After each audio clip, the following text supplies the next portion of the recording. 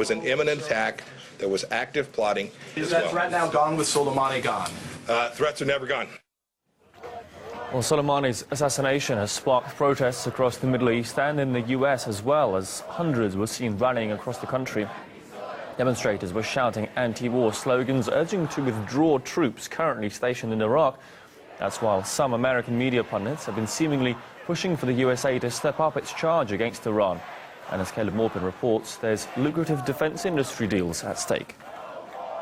There was compelling intelligence reasons of an imminent threat to respond. I trust the intelligence assessment of what Soleimani was doing, the kinds of actions he was preparing for. I take it at face value what he is saying, and Secretary Pompeo, that this was a preemptive defensive measure. Now, these are supposed to be just random smart people who are going to help us understand the situation, except they aren't. A lot of them have a particular financial interest in a specific outcome. Essentially, they're tied to corporations that make profits from war. If the USA and Iran go head-to-head, they'll get a pretty nice payout, and the viewers are kept in the dark about these ties.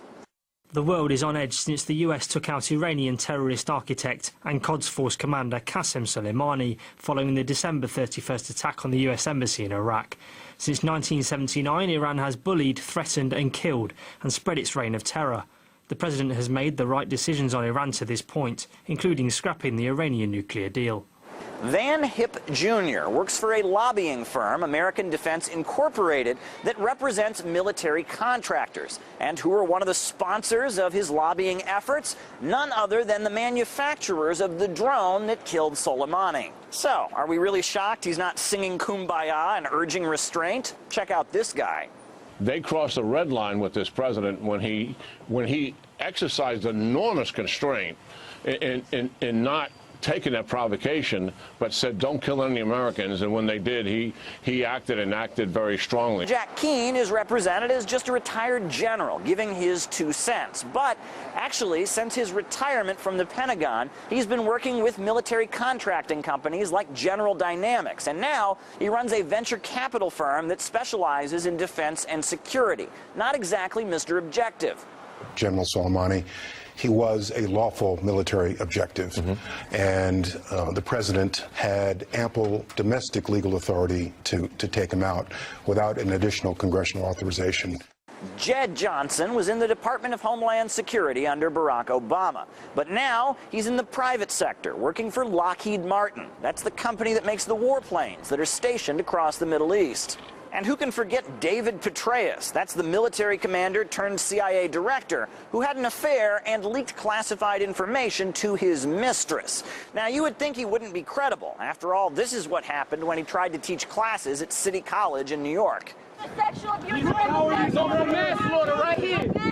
He's an abuse. You disgusting material. You're nothing but a disgusting material. But Petraeus is back, selling war on primetime. It's impossible to overstate the significance of the attack that takes out Qasem Soleimani. This is bigger than bin Laden. It's bigger than Baghdadi. The overwhelming majority of the American people believe that the invasion of Iraq in 2003 was a big mistake. So it's worth pointing out that the same people who were on TV in 2003 selling the invasion of Iraq are now on TV pushing a new war against Iran. The exact same people. It is important to understand the consequences of pulling out of Iraq before our work is done and victory is achieved.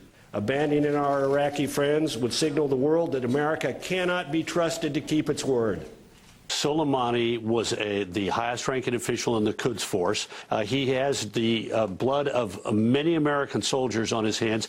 The U.S. public has voted for presidential candidates who promised less involvement overseas over and over again. But the mainstream media seems to be working pretty hard to convince them otherwise. And it's giving special attention to certain individuals who have certain shady financial ties, and it's not disclosing those ties to the viewers. Many of the pundits, the analysts that we see in U.S. media are people who are either on the boards of military corporations or they're lobbyists for the military industry, and they have an economic incentive, unfortunately, when it comes to war.